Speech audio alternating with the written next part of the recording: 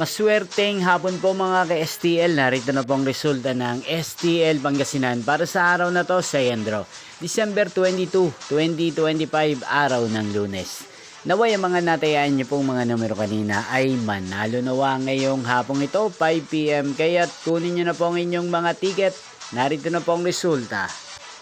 Ang mga numerong nanalo sa STL Pangasinan ngayong hapong ito, December 22, 2025. 5 PM, second row result 35 at 30 in exact order. Again, 35 at 30. At ngayong hapong ito sa STL Pangasinan, atin pong i-shoutout si Kuya Orly ng Pangasinan na araw-araw pong nanonood sa channel ito. Shoutout po sa inyo kay Orly, sana po ay nasa maayos kayong kalagayan. Ganyan din, muli po natin i-shoutout si Kuya Ryan Ferrer na lagi pong nanonood sa channel ito. Shoutout po sa inyo, sana po ay nasa maayos din po kayong kalagayan. At sa lahat po ng mga taga Pangasinan, shoutout po sa inyo. Magkita-kita pong muli tayo mamayang 8:45 PM para sa third draw result ng STL Pangasinan.